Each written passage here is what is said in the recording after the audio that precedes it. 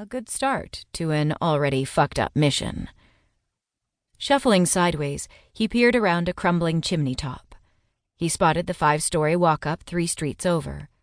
Brick facade, chipped stone trim, rusted balconies leaning in dangerous directions. Just as she'd described, a run-down shithole in Edinburgh's West End. No need for guesswork. With a grunt, he examined the building more closely. His gaze settled on the lone plastic chair close to the roof's edge.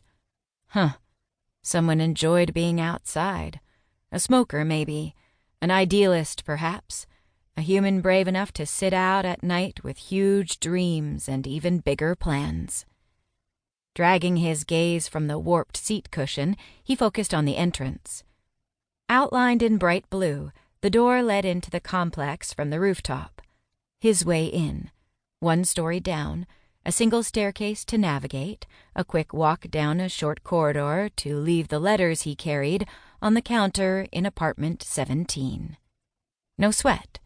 In and out in under 5 minutes, 6 tops if he took his time. Wallaig hopped from his perch. His spiked tail lashed through cold air as he landed beside the chimney. The timbers supporting the roof groaned.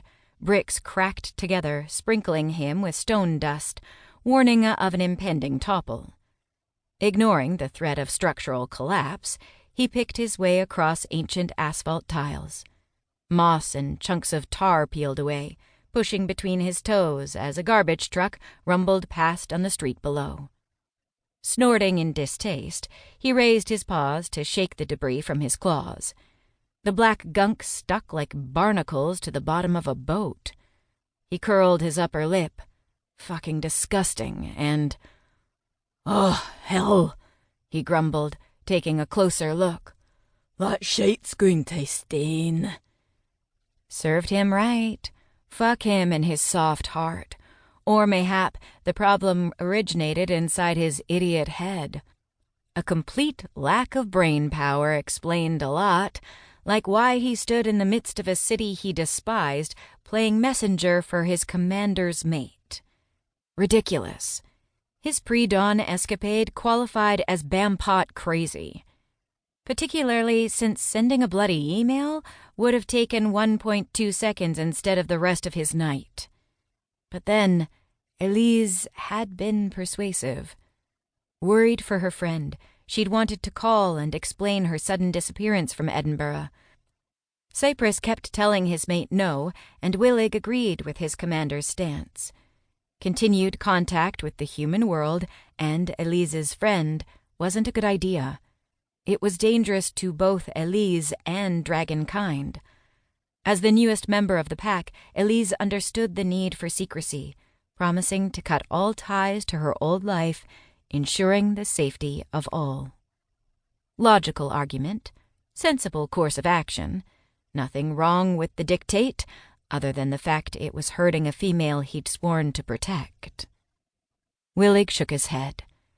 He should leave well enough alone. Ought to unfurl his wings and head for home. The balance inside the lair was good. Cypress had claimed his mate. Elise adored him in return.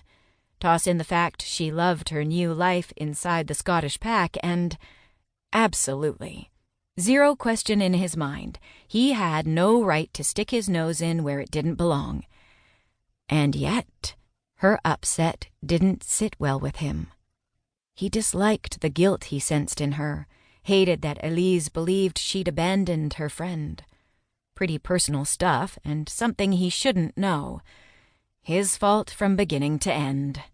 He never should have read the letters, the ones she wrote to make herself feel better about leaving Amantha behind without an explanation. In his defense, he hadn't gone looking. He stumbled upon the correspondence by accident. Distracted by some new book in the library, Elise had left her letters unattended, and one half finished, in a wooden box in the middle of the coffee table. Open top, in plain view. Recipient made obvious by the Dear Amantha scribbled across fancy paper. Curiosity forced his arse onto the couch. His dragon half had done the rest, helping him read the words, making